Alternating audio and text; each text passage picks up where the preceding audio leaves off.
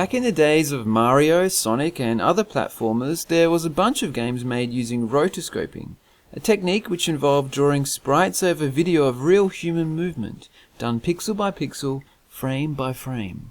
It was the motion capture of its day. The most famous examples were probably Prince of Persia and my personal favourite, Delphin Software's Flashback. In these games, you couldn't jump 5 times your own height. You jumped and moved like a person does. Mario and Sonic had momentum, but these games had steps. Steps and movements took time to execute after you initiated them, and couldn't be stopped. The end result was a little awkward.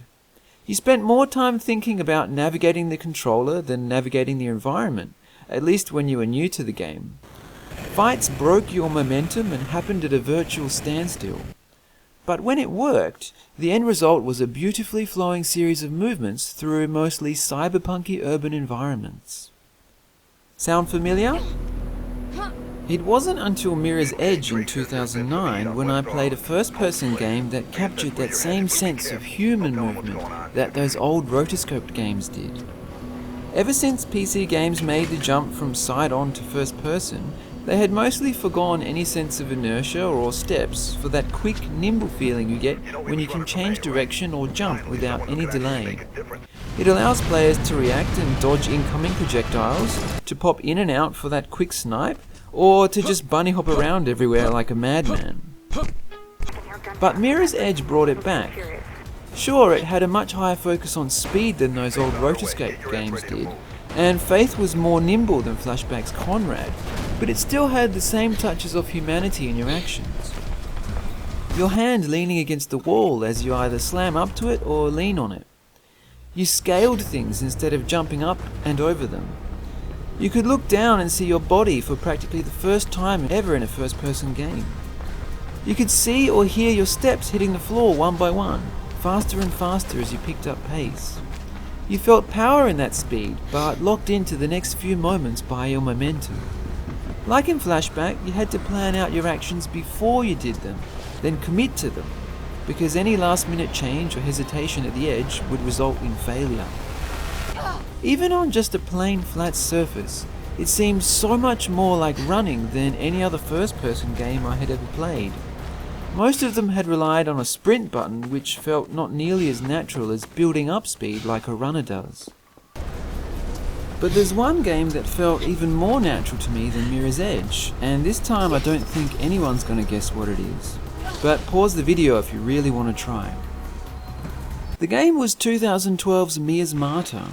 Hardly a free-running game, in this game you play a scientist trapped on an island tasked with exploring and finding ingredients to obtain a cure, and mapping out the island as you go using a highly original landmark triangulation mechanic. But this game had momentum, and it had momentum on slopes. Going up a slope was painfully slow and sometimes impossible if you didn't build up enough speed first. It was so natural I found myself wishing that Bethesda's open world games had this kind of system, so I wouldn't have to do silly things like jump up hills anymore. But where Mia's Martyr really got interesting was on the downhill. You began to pick up more speed than you wanted to, in which case you would be pressing reverse to shave off some of your speed. Something about travelling forwards down the hill while pressing backwards to slow down felt so natural.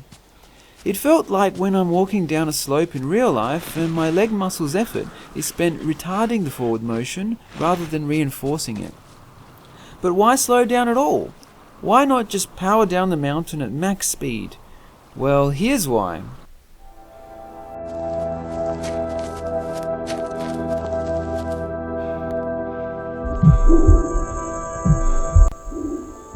In Flashback and Mirror's Edge, you can fall flat on your back from a mistimed jump, but this was the first time in a game I had ever stumbled and fallen down, at least when sober. I mean, I had fallen off of things, but I had never fallen down before. It seems like such an obvious conclusion to sprinting down a slope, it made me wonder why a game had never done it before. It was so original and, well, fun that I spent a good few minutes just falling down mountains after I discovered it.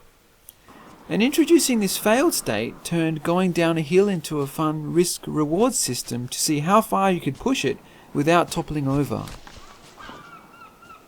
More human-like movement isn't necessarily a good thing. It would slow down more actiony games, and I feel it made the Grand Theft Auto series feel too real, where not the real but the ridiculous would have suited it better.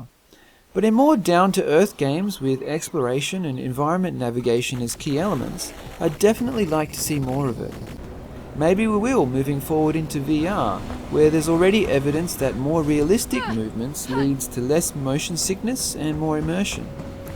Unfortunately, I think for VR, climbing and falling down will have to be left out, but hey, maybe you'll trip over the cords or something.